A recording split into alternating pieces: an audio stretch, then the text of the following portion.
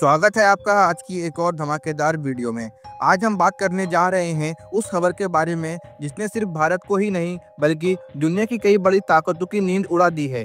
अगर आपको लगता है कि भारत 114 फाइटर जेट की डील के साथ रुकने वाला है तो जरा रुकिए, अब दोबारा सोचिए।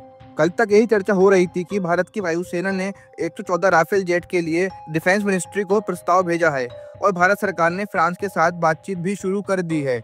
डील जल्द ही साइन हो सकती है और उसके बाद राफेल की अगली खेप भारत पहुंचनी शुरू हो जाएगी। लेकिन अब जो नई जानकारी सामने आ रही है वो कहीं ज़्यादा बड़ी है, ज़्यादा चौंकाने वाली और भारत के सामरिक भविष्य के लिहाज से बहुत ही अहम है। ताज़ा रिपोर्ट्स के मुताबिक भारत अब सिर्फ 114 राफेल जेट खरीदने तक सीमित नहीं रहने वाला। रूस की एक विशेष टीम भारत आने वाली है जो HAL यानी हिंदुस्तान एरोनॉटिक्स लिमिटेड की नासिक यूनिट का दौरा करेगी। उनका मकसद है कि भारत में ही 157 फाइटर जेट के निर्माण की संभावनाओं का मूल्यांकन करना। यानी साफ है कि भारत की नज़र अब सिर्फ रूस के 5वीं पीढ़ी के फाइटर जेट्स पर भी है। बताया जा रहा है कि भारत करीब 60 Su-57 फाइटर जेट खरीदने की तैयारी कर रहा है। और रुको दोस्तों, बात अभी खत्म नहीं हुई है। इससे पहले ही भारत और फ्रांस के बीच 26 राफेल मरीन वर्जन की डील हो चुकी है जो खास तौर पर भारतीय नौसेना के लिए है। तो इन सभी डील्स को मिलाकर भारत की वायुसेना और नौसेना को कुल मिलाकर लगभग 200 से ज़्यादा नए फाइटर जेट मिलने वाले हैं। और ये सिर्फ संख्या की बात नहीं है बल्कि ये क्वालिटी और तकनीक की भी अहम बात है। ये डील भारतीय वायुसेना की क्षमता को पूरी तरीके से बदलने जा रही हैं। एक नया युग शुरू होने वाला है भारत की वायु शक्ति का। दोस्तों, अब सवाल उठता है कि इस डील से सबसे ज़्यादा परेशानी किसे हुई है। तो पाकिस्तान तो खैर हमेशा की तरह हड़बड़ाया हुआ है, लेकिन इस बार चीन को भी तगड़ा झटका लगा है। मगर दोस्तों, जो सबसे ज़्यादा परेशान है वो है अमेरिका। जी हाँ, अमेरिका को कुछ सबसे बड़ी डिफेंस कंपनियों की उम्मीद थी कि भारत ये डील उनके साथ करेगा। अमेरिका चाहता था कि उनके F-15X और F-35 जैसे फाइटर जेट खरीदे, जिससे उसे कम से कम $40 बिलियन की कमाई होती। आपको बता दें कि सिर्फ 114 राफेल की डील की कीमत ही लगभग 24 से 25 बिलियन डॉलर बताई जा रही है। अगर ये डील अमेरिका की कंपनी लॉकहीड मार्टिन को मिलती तो उनके शेयर आसमान छू रहे होते।